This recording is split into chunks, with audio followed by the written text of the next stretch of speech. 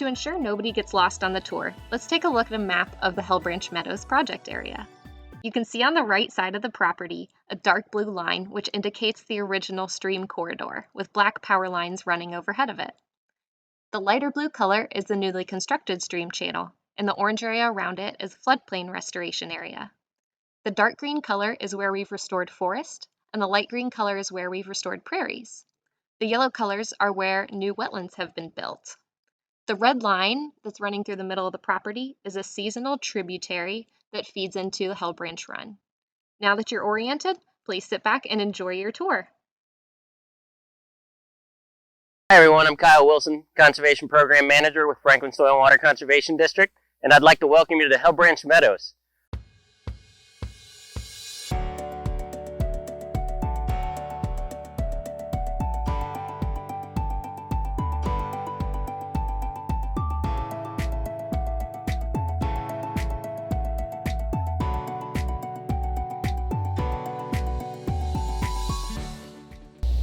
The property owned by Franklin Soil and Water, located out in the Hellbranch watershed, which is Franklin County's main tributary to state and national scenic river, the Big Darby Creek.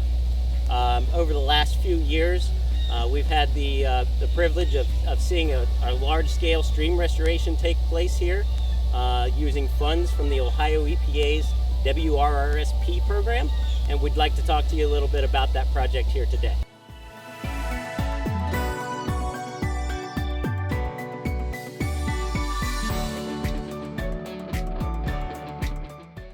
Franklin Soil and Water acquired Hellbranch Meadows back in 2008. We used the Clean Ohio Conservation Fund and a reduced sale from the landowner to acquire the property. But at that time, we really didn't have the resources or funding to do a large-scale restoration. So some time went by, and we were finally able to locate that potential funding source. And then we brought in the team from Coldwater Consulting, and Chad and his group, and they kind of helped us through the restoration process. So Chad, could you tell us a little bit about your role in the restoration of Hellbranch Meadows?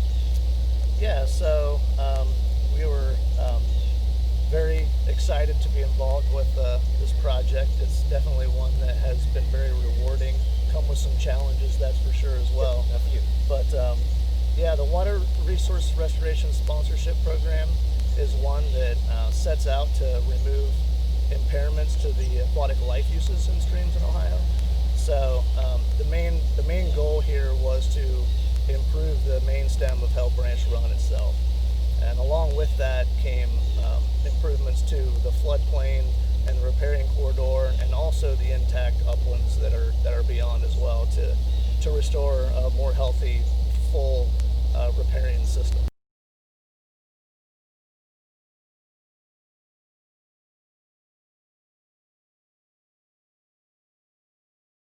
For those of you familiar with Central Ohio, you know that we have a lot of hydric soils like Kokomo soils and things like that hold a lot of moisture and have a high clay content often. Traditionally in the area though, those soils have been drained, and we've lost a lot of wetland habitat because of that, either for agricultural purposes or during the development of the area. So part of the project we really wanted to focus on in these upland areas was recreating and reestablishing those wetland habitats. And Chad, could you talk a little bit about this wetland and sort of the techniques we used to reestablish that hydrology here? Yeah, so this was an area that was mapped as hydric soils, and so we identified this as a potential restoration wetland. The work that was done here involved minor excavation of between 0 and 18 inches of soil. There was also a couple of clay tile laterals that were removed here. Once that work was done, the topsoil that was removed was respread in a way that we have varying micro pools and high spots and low spots. Microtopography is what we call it. We also added in some large woody debris that you can see here, which also provides some of that microtopography. And as it breaks down with time, it will form these kind of small high spots where other drier plants can grow and add diversity into the system. These coarse woody debris also provide habitat for amphibians, especially frogs and salamanders that can hide under them as they're searching out for prey in these wetlands. And recently this summer, during one of our site visits, we had a few visitors to this area, right? Yes, we did. We had 22 egrets that were in this wetland, and probably a lot of frogs and toads and tadpoles that those egrets were seeking out. Good day for Hell Branch Meadows, bad day for the frogs. So we're here at one of the larger wetlands of the project. This is a floodplain wetland, and it's the one that we anticipate will have water in it most of the year. Typical depths probably 18 inches, maybe up to 24 inches. And Chad, you want to tell us a little bit about why we chose this location and what we think this will function as? Yeah, so this is one of the, like Kyle said, floodplain wetlands that is basically placed in the remnant channel. So the original stream channel for Hell Branch actually came through this area. When the channel was relocated outside of this power line easement, this area was left as a low spot so that when floodwaters come up and out of Hell Branch Run, it can feed into this area. And this wetland will serve as a sink for sediment and nutrients. It will also serve as habitat for a variety of wildlife that are utilizing Hell Branch Run and the riparian corridor. You can see some buttonbush plantings that were installed, as well as some of the rushes and sedges and grasses that are coming in. This wetland will actually fill in with time. As floodwaters come out of Hell Branch, the bottom will come up and this will turn more into an emergent wetland system as time goes on. So that's our tour of Hell Branch Meadows. We hope that we were able to capture some of the really fantastic things that we've been able to do here over the past couple of years. We'd encourage you to contact us if you want to come out and see the property sometime. And we hope you've enjoyed your time with us today.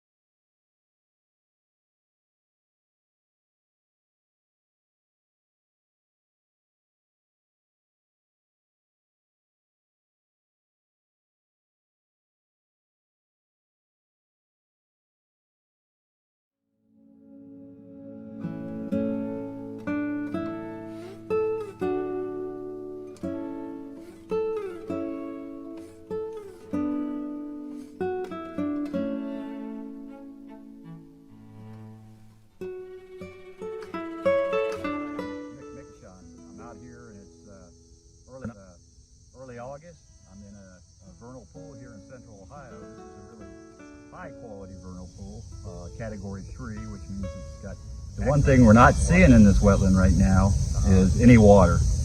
And that's because it's a vernal pool. And what does vernal mean? It means of the spring. So it only has water, in the springtime primarily. So this one will fill up, a lot of times in, sometimes late January, maybe in February. Definitely has water in March. And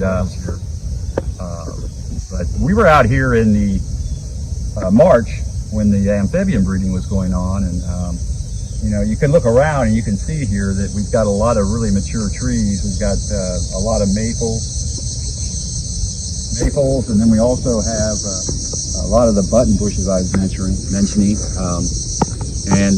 This used to have a lot of ash in it. You can see, like here and other places, we have a lot of dead trees, ones that have fallen over here recently. And as you might guess, it's from the emerald ash borer, and the ashes here are been hit really hard all through this area. So in Central Ohio here, we're going to keep ashes. It's just probably not going to be able to get them as big as we'd like to have them.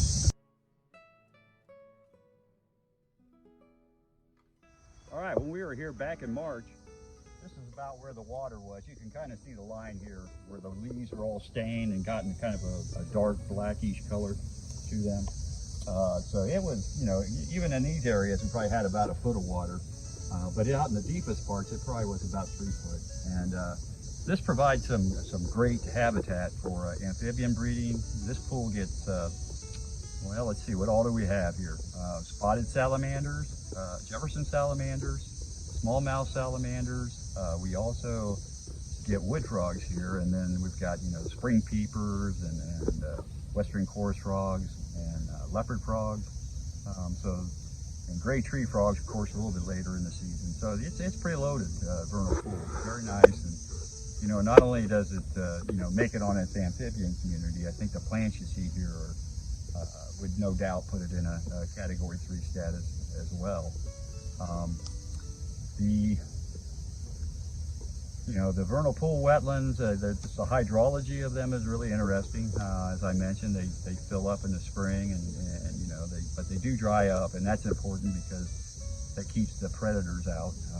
Particularly, the amphibians are not adapted to having any kind of way to avoid predators like some of the fish you get in here, bluegills, and you know, other fish that would come in if you had some type of a stream feeding it or something like that. But these are isolated wetlands, and so the thing that feeds them is their immediate watershed. So just like the little depression that they make here, that's everything rolls down into here and fills them up.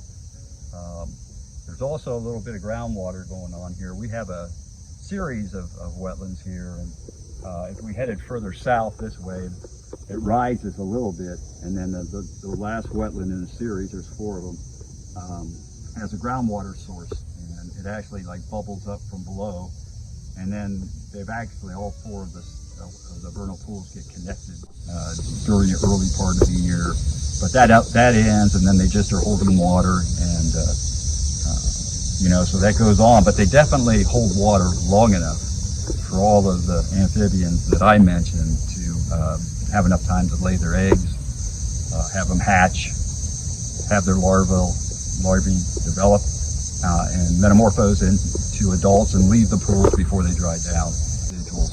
But for the most part, they have successful reproduction here every year. I'm standing out here in probably about the deepest part of the whole pool. This is a piezometer that's been used to kind of monitor what's going on with the hydrology here, get to different depths. This is could be underwater at times here. So you know, when the pool's completely full, you can see that it's, you know, I'd probably be standing in 3 foot of water here because every time we get a rain, these depressions fill up to some degree, and then it just you know, you get evapotranspiration, excuse me, and you know, the water then goes out because it just goes up into the atmosphere, or it goes up the trees, and the trees release it into the atmosphere, and these things can fill up, you know, maybe 7 to 11 times a year, and all that water that they hold here doesn't end up going into the streams and rivers of the watershed. So they really can really help in keeping systems more natural, and that we don't get the floods that we get when we eliminate wetlands from our watershed. So I think you can tell that there's a lot of things that need to happen to get high quality wetlands, but it's certainly happening out here, and I really appreciate you all watching. I hope you enjoyed it.